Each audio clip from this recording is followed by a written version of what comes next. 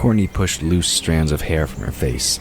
Not for the first time, she wondered why Margot had asked Walter to observe them. She didn't like others watching her get her rear handed to her in a basket. It was humiliating, but at least she was doing better. Again, Margot instructed as she raised her blade once more. This time she wielded a metal weapon in the shape of a rapier.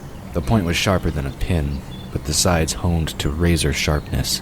She was far from playing anymore. The blonde raised her modified bone knife and charged. With her free hand, she stooped to scoop up a pine cone and threw it.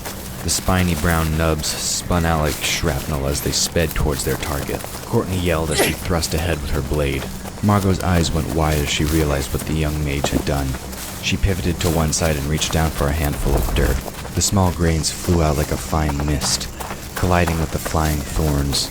Despite the counterattack, several fragments made it through, embedding in her flesh. From the outskirts of the meadow glen, Walter winced. That's gotta hurt, He said to the air.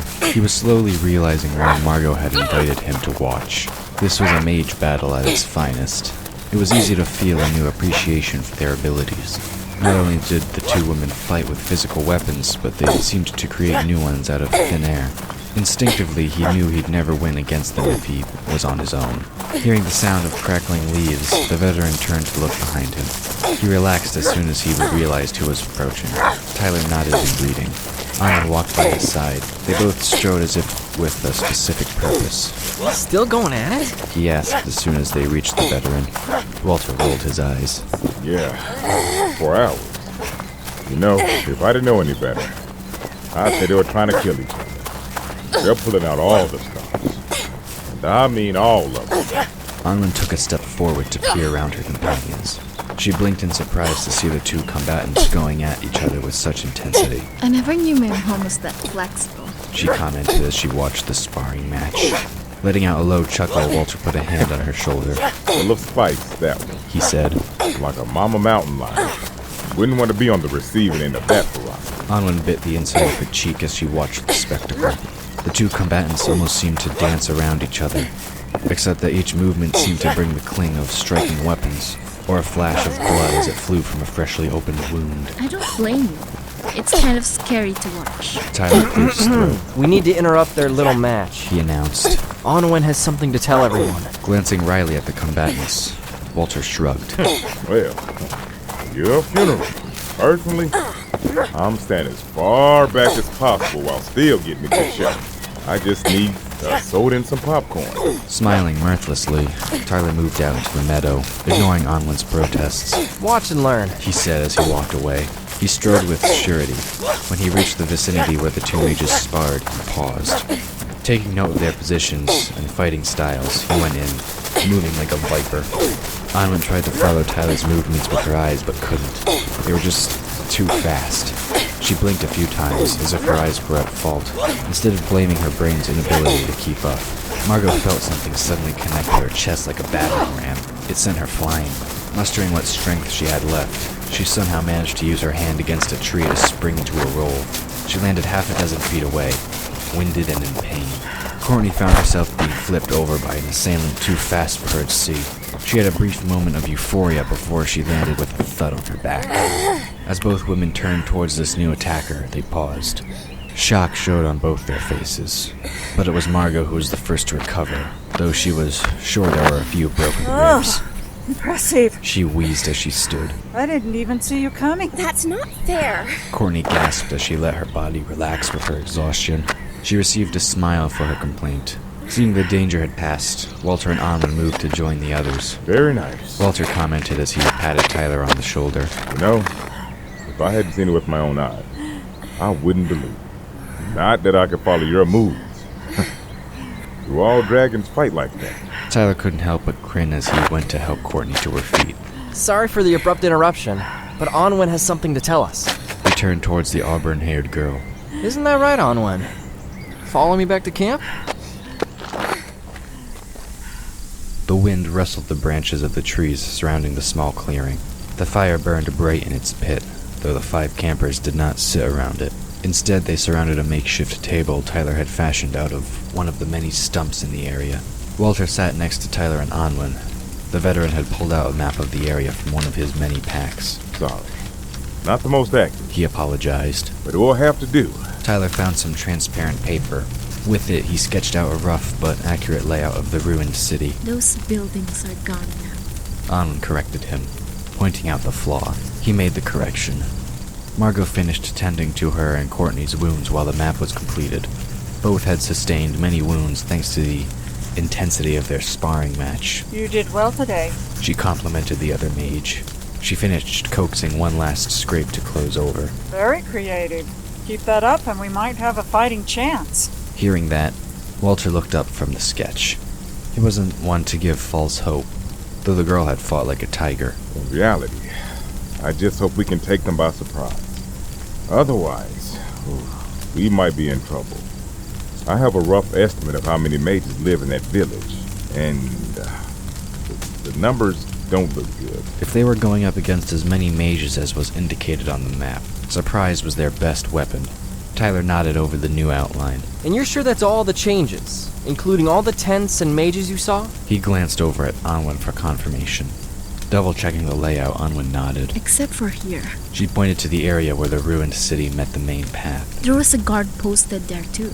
Part of her felt surprised to remember such details, but she chose not to question it. The dragon made the correction. Okay, I think we're ready. He announced. As the others turned their attention back to the map, he set a small light orb floating just high enough for all to see. Even though the fire gave some measure of light, it wasn't quite enough. Courtney eyed all the X's on the page with a grim face. It looked like the whole village was on the mountain. They're not taking any chances, are they? Margot pursed her lips. I take it most of the upper-level mages will be near this point. She pointed to the largest mark, indicating where Madame Millard's tent sat. Keep the more powerful and experienced mages close to the gates. That way they can rush in when they open, but far enough away to give us a false sense of confidence. Walter rubbed at the stubble on his face. Makes sense to me. It means we'll have to have a pretty good distraction to keep them from getting there before we do. He eyed his box of goodies. Seeing him look at the homemade explosives, Tyler smiled. I propose we split into 2 groups. The first group will travel the main path to the city and use whatever means necessary to distract them. The second group will go the back way up. Whoever goes in this group will make sure ANWEN reaches the gates and gets inside. He glanced around to make sure everyone followed his reasoning. I think the group should be as follows. For Group 1, Courtney, Walter, and Margot. Group 2 should consist of ANWEN and myself. Margot raised her eyebrows at this. Why don't I go with ANWEN instead? I agree that each group should have at least one strong offensive player, but wouldn't it be better for 2 women to slip past the other mages? Unless you plan on masquerading as a female, most upper-level mages tend to be women. Tyler inhaled sharply, about to protest when Anwen spoke up. I think Mom's right. From what I can see, the second path is easier to navigate. Even if it is hidden, if you can distract the others, we can reach the gates. Mom can keep watch while I go inside. Her mother sucked in her breath, giving her daughter a rather incredulous look. Alone? Now that I won't allow. Who knows what dangers you might find inside? Anwen locked eyes with her mother, matching her will against the older woman's. Yes, alone. According to my dreams, a mage cast a spell that put the dragons to sleep, and only a mage can undo it. Margot shook her head. I'm not about to let you do this on your own. It's too dangerous. The look Anwen flashed her gave the woman pause. I cannot go against what I've been told. I must go alone. Tyler stood abruptly, upset with the argument. The next thing out of your mouth will be something like, "Let me go instead. After all, I'm a mage too." Am I right? He looked at the older woman. But it doesn't work that way. You know it, I know it. We can't always hold ANWEN's hand. Her vision, her future. She has to do this on her own. Margot looked like she was about to protest again, but held her peace. It would not be wise to risk further angering the dragon before her, especially not now that she knew what he was capable of doing. Watching the exchange, Walter poked at the fire, sending up embers. I think Margot is right, you know. She should be the one to go with ANWEN. Out of the 2 of you, Tyler can create the most powerful distraction. But someone has to watch ANWEN's back and keep an eye on the gates. And that would be you. He pointed at Margot. The plan made sense, Courtney decided. Won't our major obstacle be getting the other party into the city? Not to mention you once told us we need you on the path to keep from getting lost or dying. She thought back to that fateful trip only a few weeks ago. It felt like an age had passed since this whole quest had begun. Shaking his head, Tyler pointed to the map. If I know anything about the Mage Circle, they'll want the Keykeeper to reach the city. I'm willing to bet the guard posted at the entrance is there only as a lookout. I don't think we'll have any problems reaching that point. Yes, but wouldn't it be a shock if they got a dragon instead of the Keykeeper? Walter countered. That'll keep them busy for sure. At least long enough for ANWEN and MARGO to slip behind their back and open the mountain gate. Tyler couldn't argue with his logic. Well, he could, but he knew he'd lose. Walter was right. Fine. I'll go with the main group. MARGO can go with ANWEN, but ANWEN still goes inside the mountain alone. Margot sat back in resignation. I have only one question. How will ANWEN find the right room, or whatever it is, to wake the dragons? It's not like she's been there before, and if memory serves, the halls of Tarragon are meant to be confusing to those who do not know them. I'll know the way when I see it. ANWEN answered as all eyes turned to her. She suddenly felt as though a heavy weight had fallen on her shoulders. She let out a hesitant little smile. I hope. After more planning, everyone finally broke up for the night. The sun had long set and dinner had been consumed. Stars shone down on the island, illuminating the campsite with an ethereal glow. ANWEN snuggled into her sleeping bag, but sleep would not come. On either side, both her mother and Courtney were sound asleep. She could hear the sound of their quiet breathing as confirmation of their slumber. She stared at the peak of the tent, wondering why sleep fled her. Before her eyes, the specter of Daphne appeared, lounging casually in the air. Think you've got it all figured out, don't you? She stated. So what are you going to do when my aunt and the others catch you? They'll just make you do what they want anyway, so why bother? Shaking her head, ANWEN rolled to one side so she needn't look at the dark-haired ghost. We won't fail. She countered. I'm not the same anymore. I've changed. Daphne moved back into her field of view, peering over Courtney's sleeping form. Oh, that's right. She said with heavy sarcasm. You have soul sight now. But you can't control it, nor does it mean you can control your abilities, just because you can see molecules and auras, and that will make you blind. Clearly, Tyler hasn't told you everything. Nice try. ANWEN retorted. After she tried to explain her visions, Tyler had told her about the plant she'd eaten. He'd also mentioned the soul sight and the basics of how it worked. The specter shrugged. Basics don't mean you know how to control an ability.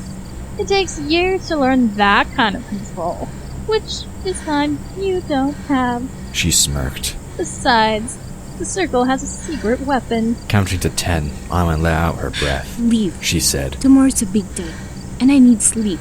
Besides, I don't believe you. Daphne gave a mock salute as she began to fade from sight. Good luck with that. You'll need all the help you can get. With that final thought, she vanished. From ANWEN's other side, Margot peered over at her daughter. She only turned her head slightly to see through half-closed eyes. Her eyes opened wider as her daughter closed hers.